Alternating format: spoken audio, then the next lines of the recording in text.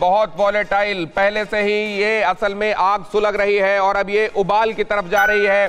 चीनी fighter plane गिराने पर बड़ा खुलासा, ताइवान ने अमेरिकी डिफेंस सिस्टम से किया हमला। पैट्रियट एयर डिफेंस सिस्टम से ताइवान का हमला। पैट्रियट सिस्टम से चीन के 5 सुखोई टारगेट किए।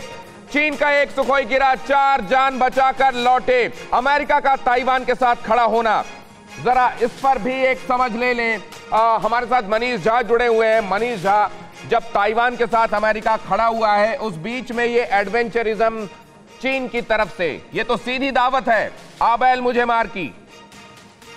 देखिए, चीन की तरफ से कोशिश थी कि अमेरिका को, ताइवान को और ताइवान के साथ खड़े तमाम मुल्कों को धमकाने की, और चीन का जो ये मिस एडवेंचरिज्म था, जिसे हमने पिछले 2 हफ्ते में बहुत बारीकी से देखा। जिस समय ताइवान में अमेरिका के स्वास्थ्य मंत्री पहुंचे, उस समय भी ताइवान के एयर स्पेस को वायलेट करने की कोशिश की थी, और तब ताइवान के फाइटर जेट ने खदेड़ दिया था चीन के फाइटर जेट को। और लगातार तब से ताइवान के एयर स्पेस को वायलेशन करने की जो चाइनीज की कोशिश थी, उसका परिणाम अब यह है कि आप देखते हैं कि एक चाइनीज फाइटर जेट आज जमीन पर ढेर हो चुका है। निश्चित तौर पर ताइवान के हौसले यहां ऐसे मनोवैज्ञानिक वजहों से भी बुलंद होंगे, लेकिन साथ ही साथ पूरी वर्ल्ड कम्युनिटी आज की तारीख में ताइवान के साथ खड़े रहकर, और एक बहुत बड़ा फर्क बताया जाता है। हालांकि अगर आप देखें और आप इसके हिसाब से देखें कि क्षेत्रफल और जनसंख्या क्या इशारा करती है, तो ताइवान चीन के सामने कहीं नहीं टिकता, उसकी मिलिट्री पावर के सामने कहीं नहीं टिकता। लेकिन ये ताइवान के बारे में बताया जाता है, और इस बारे में हमारे साथ गुरमीत साहब पहले जो जुड़े हुए थे ताइवान में जाकर, वो ट्रेनिंग का एक हिस्सा भी हो चुके हैं। वो कह रहे थे कि ताइवान जो है एक मुल्क के तौर पर वहां पर अपनी कंट्री के प्राइड को लेकर तमाम लोग, वहां की मिलिट्री हो, सिविलियंस हो, जितने एकजुट हैं, उतना चाइना बड़ा होने के बावजूद नहीं है। यह कितना बड़ा डिफरेंस है सुमित, और यह क्या दिखाता है? ताइवान बंधी हुई मुट्ठी है।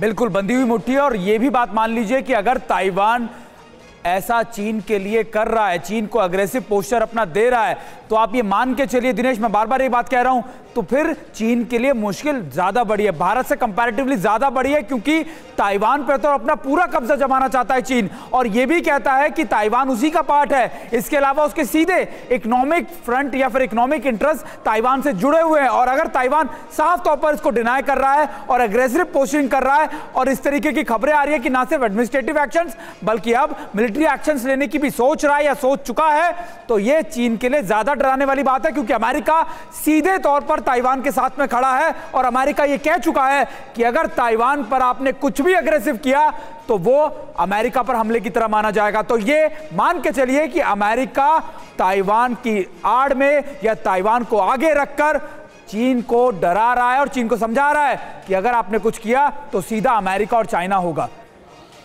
अगली अहम खबर आपको बता दूं मैं, और उसके बाद संजय सोई साहब मैं आपके पास आने वाला हूं, तैयार रहिएगा। चीनी फाइटर जेट पर हमले के बाद ताइवान नेवी और एयर डिफेंस अलर्ट पर। ताइवान में रिजर्व फोर्स को भी अलर्ट किया गया। चीनी हरकतों के लिए ताइवान का बैकअप तैयार, चीन की हिमाकत का जवाब देने के लिए तैयार ताइवान। चीनी फाइटर गिराने के बाद जबरदस्त टेंशन। संजय सोई साहब, किधर अनफोल्ड हो रही हैं चीजें, किधर जा रही हैं चीजें? बिल्कुल, जैसा खबर आ रही थी कि ताइवान के प्राइम मिनिस्टर ने एक मीटिंग बुलाई थी, तो नेचुरली जो इस प्रकार का हमलावर कार्रवाई चाइना ने की, तो उसके बाद मेरे हिसाब से तो ताइवान में इमरजेंसी घोषित कर दी गई होगी, और जो उनकी रिजर्व फौज है उन सब को मोबिलाइज कर दिया गया होगा कि वो सब तैयार रहें युद्ध के लिए, ताकि किसी भी समय युद्ध बढ़ सकता है। और ये अगले, जैसे बातचीत चल रही थी कि 24 घंटे बहुत क्रिटिकल हैं कि चाइना किस प्रकार इस पे रिएक्ट करता है, और ये रिजर्व फौज एक बहुत बड़ी संजय सोई साहब, मैं बता दूं आपको कहां बैठे हुए हैं, वो जगह बहुत इंपॉर्टेंट है जहां से संजय सोई आप सबसे मुखातिब हैं।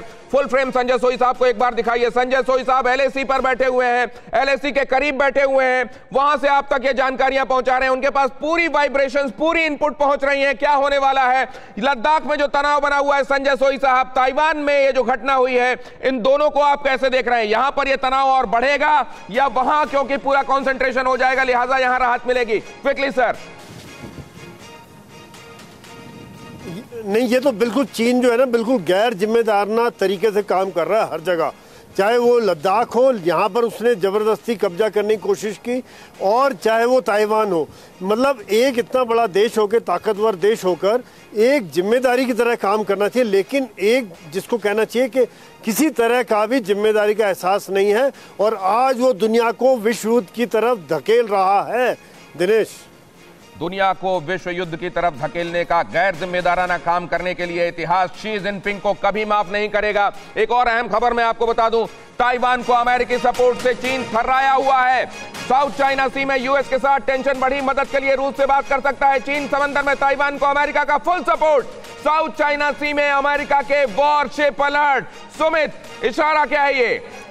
देखिए, ये इशारा ये है कि चीन, अमेरिका सीधे तौर पर ताइवान को मजबूत करने में लगा है, और ये मजबूत या फिर ये पोस्टरिंग चीन को दिखाने के लिए है कि इंटरनेशनल फ्रंट के ऊपर जो लगातार आप छोटी छोटी कंट्रीज को डराने की, प्रेशराइज करने की कोशिश कर रहे थे, आपके हर मेजर को अमेरिका काउंटर करेगा। और काउंटर किस एवज में करेगा, मैं आपको बता रहा हूं कि ये शील्ड डिप्लोमेसी जो अमेरिका खेल रहा है वो दरअसल इसलिए भी कि अगर जिस देश के ऊपर भी चीन अग्रेसिव पॉलिसी अपनाएगा, चाहे वो ताइवान हो, चाहे वो हांगकांग है, कोई भी देश हो, अमेरिका इनडायरेक्टली नहीं तो डायरेक्टली उसको काउंटर करने